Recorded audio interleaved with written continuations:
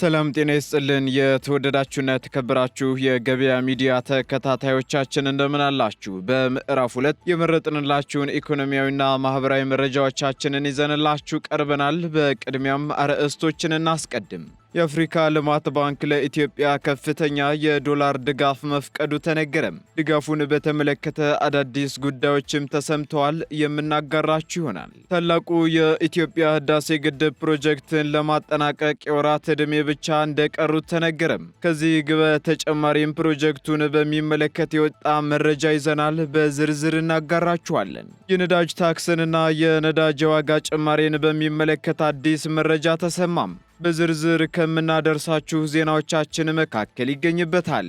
በመኖ ምርት ላይ የተጣለው እሴት ታክስ እንዲነሳና በእንቁላል ምርት ላይ ለታየው የዋጋ መወደድ ትኩረት ሊሰጥ እንደሚገባ ማህበሩ ገልጿል። የምናጋራችሁ መረጃችን ነው። ትራምፕ በጃፓን ላይ ከፍተኛ ታሪፍ ለመጣል መዛታቸው ተነገረ። የሚሉትንና ሌሎች ኢኮኖሚያዊና ማህበራዊ መረጃዎቻችንን ይዘንላችሁ ቀርበናል። አዳዲስ እንዲሁም ትኩስ ኢኮኖሚያዊና ማህበራዊ መረጃዎቻችንን ለማግኘት ታዲያ የገበያ ሚዲያን እንድትወዳጁ እየጋበዝን በዝርዝር ወደምንመለከታቸው መረጃዎቻችን እናልፋለን።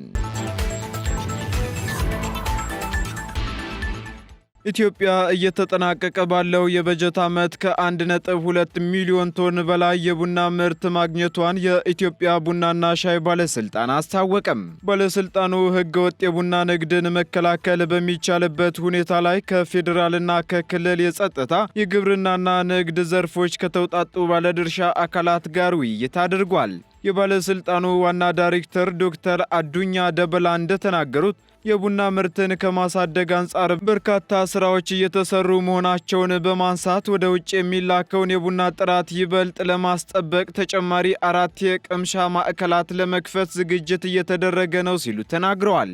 በዚህም የቡና ምርት በጥራትም ሆነ በብዛት በተሻለ ደረጃ ማደጉን ዋና ዳይሬክተሩ ገልጸዋል። እንዲሁም የተገኘውን ስኬት ይበልጥ አጠናክሮ ለማስቀጠል ህገወጥ የቡና ንግድና ዝውውርን መግታት ላይ በትኩረት መሰራት ይገባዋልም ብለዋል።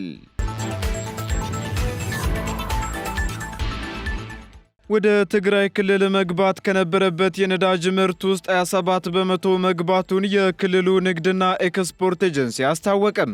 በክልሉ በሰኔ ወር የቀረበው ነዳጅ 2.09 ሚሊዮን ሊትር ሲሆን ይህም ደግሞ ወደ ትግራይ የገባው 27 በመቶ ብቻ ነው ሲሉ የኤጀንሲው የህዝብ ግንኙነት ዳይሬክተር ተክልሽ ገብረ ህይወት ተናግረዋል። ከዚህ ቀደም በየወሩ ይገባ የነበረው ነዳጅ 15 ሚሊዮን ሊትር መሆኑን ያስታወሱት ኃላፊው ባለፈው ግንቦት ወርም መጠኑ ዝቅ ብሎ 5.02 ሚሊዮን ሊትር ነዳጅ መሆኑን ገልጸዋል።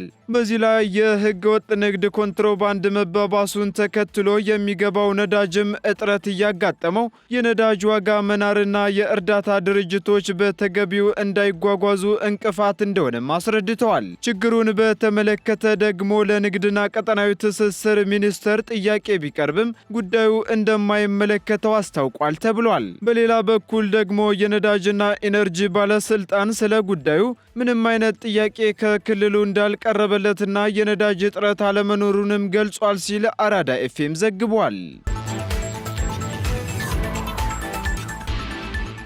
መንግስት ከእንግዲህ ወጪዎቹን በራሱ ገቢ ለመሸፈን ቁርጠኛ አቋም ይዟል ሲሉ የገንዘብ ሚኒስትሩ አቶ አህመድ ሺዴ ተናገሩ። ሚኒስትሩ ይህን ያሉት በ2018 በጀት ዓመት ረቂቅ በጀት ላይ በህዝብ ተወካዮች ምክር ቤት ቀርበው በሰጡት ማብራሪያ ላይ ሲሆን መንግስት ከእንግዲህ አዳዲስ የልማት ጥያቄዎችን ለመመለስ ሲል ከብሔራዊ ባንክ የሚበደርበት ሁኔታ አብቅቷል ብለዋል። በተጨማሪም የመንግስትን ገቢ ማሳደግ የሞት ሽረት ጉዳይ መሆኑን አቶ አህመድ ገልጸው የኢትዮጵያ አበዳሪ ሀገራት የ3.5 ቢሊዮን ዶላር የዕዳ ሽግሽግ ለማድረግ መስማማታቸውንና ስምምነቱን በቅርብ ይፋ እንደሚደረግ በዚህ ወቅት ተናግረዋል።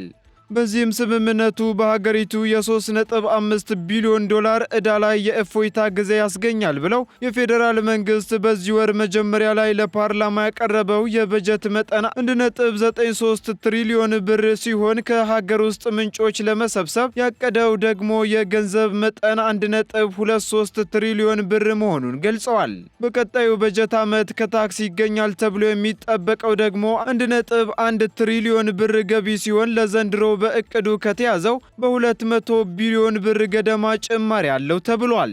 የፌዴራል መንግስት የሀገር ውስጥ ገቢን በከፍተኛ ደረጃ የማሳደግ ዓላማ እንዳለው የገለጹት ሚኒስተሩ መንግስት በአገልግሎት ታሪፍ ማሻሻያ የሚያገኘውን የገቢ መጠን በተመሳሳይ ሁኔታ ከፍ የማድረግ እቅድ እንዳለውም ጠቁመዋል። የታላቁ ኢትዮጵያ ህዳሴ ግድብ ፕሮጀክት አፈጻጸም ከ98.9 በመቶ በላይ መድረሱን የህዳሴ ግድብ ፕሮጀክት ማስተባበሪያ ጽሕፈት ቤት አስታወቀም። በዚህም ኢትዮጵያ ላለፉት 14 ዓመታት ያለምንም የውጭ እርዳታም ሆነ ብድር በራሱ አቅም ግድቡንም በሀገራችን ወግና ባህል እንደ ሀገር ልናጠናቅቅ ወራት ቀርተውናል ሲሉ የጽሕፈት ቤቱ ዋና ዳይሬክተር ዶክተር አረጋዊ በርሀ ተናግረዋል። መላው ኢትዮጵያዊ በሞራል በገንዘብ በጉልበት በእውቀትና በዲፕሎማሲ ረገድ መሳተፋቸውን አንስተው ርብርቡ በታሪክ ማህደር ተመዝግቦ ለትውልድ የሚዘከር ሕያው ድል መሆኑንም ገልጸዋል። በዚህም እስካሁን ድረስ ለታላቁ ህዳሴ ግድብ ከ23 ቢሊዮን ብር በላይ ገቢ ተሰባስቦ ለግድቡ መዋሉን ዋና ዳይሬክተሩ ተናግረዋል። የአፍሪካ ልማት ባንክ የኢትዮጵያን የካፒታል ገበያ ለማጠናከር የ$400,000 ድጋፍ መፍቀዱ ተነገረም። የአፍሪካ ልማት ባንክ በኢትዮጵያ የካፒታል ገበያ ልማት ድጋፍ ፕሮጀክት ስር ለኢትዮጵያ ካፒታል ገበያ ባለስልጣን የመሰረተ ልማት ዝርጋታዎችን ለማስፋፋት የኢትዮጵያ ዋስትና ልውውጦችንና የምርት አቅርቦቶችን ለማብዛት እንዲሁም አቅምን ለማጠናከር የሚውል የ$400,000 ድጋፍ መፍቀዱ ተሰምቷል። የገንዘብ ድጋፉ የኢትዮጵያን የካፒታል ገበያ ባለስልጣን መረጃን ለባለ ሀብቶች፣ ለባለ አክሲዮኖችና ለሌሎች የገበያ ተዋናያኖች ወቅታዊና ትክክለኛ በሆነ መልኩ ለማሰራጨት እንደሚውልም ተነግሯል። በተጨማሪም የኢትዮጵያ የካፒታል ገበያ ባለስልጣን አቅርቦቱን በማስፋፋት የምንዛሬ ፈንዶቹን ሱኩክ የተሰኘ ከወለድ ነፃ የቦንድ ሽያጭ አገልግሎትና አረንጓዴ ቦንዶችን አገልግሎት ለማሳደግ ይውላል ተብሎ ይጠበቃል ሲሉ የኢትዮጵያ ካፒታል ገበያ ባለስልጣን ዋና ዳይሬክተር ሀና ተልህኩ ተናግረዋል። በተጨማሪም የኢትዮጵያ ሰነደ መዋዕለ ንዋይ ገበያ ዋና ዳይሬክተሩ ዶክተር ጥላሁን ካሳሁን በበኩላቸው ትብብሩ የኢትዮጵያን የካፒታል ገበያ ስነ ምህዳር መሰረት በመጣል የተገኘውን ከፍተኛ እድገት ከግምት ውስጥ ያስገባና ወቅታዊ እንደሆነ ተናግረዋል። ባንኩ አሁን ያደረገው የካፒታል ገበያ ልማት ድጋፍ ፕሮጀክት በኢትዮጵያ የመጀመሪያው ሲሆን ድጋፉ ከምዕራብ አፍሪካ ውጪ አህጉራዊ የካፒታል ገበያ ልማትን ማስፋፋት ውስጥ ትልቅ ምዕራፍ ስለመሆኑም ተነግሯል። እንዲሁም ደግሞ ድጋፉ በአፍሪካ ልማት ባንክ ስር ከሚተዳደረው የካፒታል ገበያ ልማት ትረስት ፈንድ በኩል ከብዙ ለጋሾች የሚገኝ መሆኑን ከአፍሪካ ልማት ባንክ የተገኘው መረጃ ያመለክታል። በመኖ ምርት ላይ የተጣለው እሴት ታክስ እንዲነሳና በእንቁላል ምርት ላይ ለታየው የዋጋ መወደድ ትኩረት ሊሰጠው እንደሚገባ ማህበሩ ገልጿል። ሄለን ጎሎ ተጨማሪ አላት። ከሰሞኑን እየተስተዋለ ላለው የመኖ ምርት የዋጋ መወደድ በተለይም በእንቁላል ምርት ዋጋ መጨመርና የምርት እጥረት ምክንያት ምንድነው ሲል ገበያ ሚዲያ የዶሮ አርቢዎችና አቀናባሪዎች ማህበርን ጠይቋል። እያጋጠመ ላለው የመኖ ምርት እጥረትና የዋጋ መወደድ የጥሬ ግብዓት እጥረት፣ የአኩሪ አተር ለውጭ ገበያ የሚቀርብ በመሆኑ እጥረቱን ማባባሱን እንዲሁም በመኖ እጥረት ላይ የተጣለው እሴት ታክስ ዋነኛ ምክንያቶች መሆኑን የዶሮ አርቢዎችና አቀናባሪዎች ማህበር ስራ አስኪያጅ አቶ ዝናው ፀሐይነህ ተናግረዋል። ስራ አስኪያጁ አክለው ከውጭ ለሚመጡ ጥሬ ዕቃዎች የውጭ ምንዛሪ በመጨመሩና ከዚህ ቀደም በዘርፉ የነበሩ አምራቾች ባጋጠማቸው ኪሳራ ምክንያት በስፋት ዘርፉን ለቀው መውጣታቸው የምርት እጥረት እንዲኖርና ሸማቾች በተመጣጣኝ ዋጋ ምርቱን በስፋት እንዳያገኙ ማድረጉን ተናግረዋል። ዋና የጨመረበት ምክንያት የመኖ ዋጋ መጨመሩ ነው። ጥሬ ግብዓቶች ዋጋቸው ጨምሯል። እጥረት አለ። በቆሎ፣ አኩሪ አተር፣ እነዚህ የመሳሰሉ ግብዓቶች ዋጋቸው ጨምረዋል። እንደገና ደግሞ አሁን ባለው ከፍተኛ የሆነ እነዚህ ነገሮች የሚመጡት ከአማራ ክልልና ምዕራብ ኦሮሚያ አካባቢ ነው አይደል? ስለዚህ ያለው የሎጂስቲክ ችግርም አንደኛው ጉዳይ ተደርጎ ነው የሚነሳው። ሌላ ምንድነው የአኩሪ አተር ወደ ውጭ ኤክስፖርት ስለሚደረግ እጥረቱን አባብሶታል። ለማቀነባበር ከውጭ የሚመጡ ጥሬ ዕቃዎች አሉ፣ ፕሪሚክስ የሚባሉ እንደ ቫይታሚን፣ ሚኔራሎች የመሳሰሉ። ስለዚህ እነሱ ከውጭ ነው የሚመጡት። ስለዚህ ዶላር በመጨመሩ ምክንያት እነዚህም አብረው ተያያዥነት ጨምረዋል።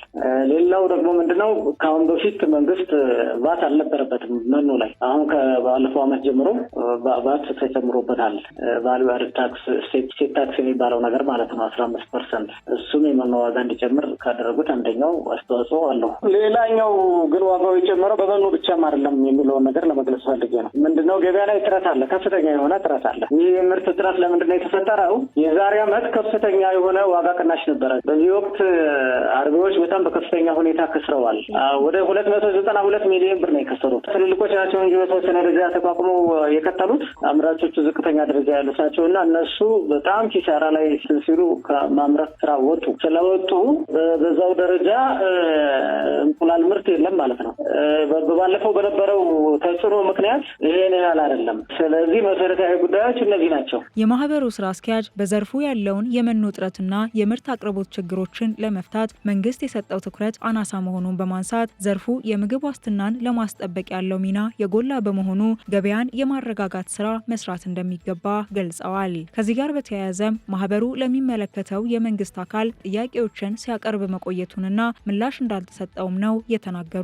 ዘርፉን በዘላቂነት ማሳደግ እንዲቻል በፖሊሲና ስትራቴጂ እንዲቃኝ ማህበሩ ተሳትፎ እያደረገ እንደሚገኝና በዘርፉ ያለውን ችግር ለመቅረፍም በመንግስት በኩል የምርት ዋጋ በሚቀንስበት ወቅት ምርቱን ለረዥም ጊዜ አስቀምጦ ለማቆየት የሚረዱ መጋዘኖችና ሌሎች የመሰረተ ልማት ስራዎችን በማከናወን እንዲሁም ከግል ሴክተሮች ጋር ትብብር በመፍጠር በተጨማሪም የመኖ ግብዓት ምርታማነትን ለማሳደግ የሚያስችሉ ተግባራትን ሊያከናውን እንደሚገባ አንስተዋል። ዘርፉን ከማስቀጠል አንጻር በዘላቂነት ይዞ መሄድ ያስፈልጋል። ባለፈው ዓመት ከፍተኛ የሆነ ምርት ነበረ። መንግስትም የልማት ትሩፋት ብሎ ዘርፉን ስለሚደግፍ የተለያዩ አካላትም በድጎማም በምንም ወደ ምርቱ ስራ ሲገቡ ስለነበረ ምርቱን እንዲትረፈረፍ አድርጎታል። ነገር ግን መንግስት የገበያ ሁኔታን ለማረጋጋት የሚያስችሉ ነገሮች ክፍተቶች ነበሩ። ምርታማነት ላይ ብቻ ትኩረት ማድረግ ምንም ትርጉም የለውም። በዘላቂነቱ ምርታማነቱ እያደገ እንዲሄድ የገበያ ሁኔታ መመቻቸት አለበት። አሁን ባለፈው የነበረ የገበያ ሁኔታ ዛሬ ላይ ይሄ ውጤት እንደሚመጣ እኛ አስቀድመን ስንገልጽ ነበር ለሚመለከተው አካል ራሱን ችሎ ኮንትሪቢዩሽን ስላለው። ይሄ ደግሞ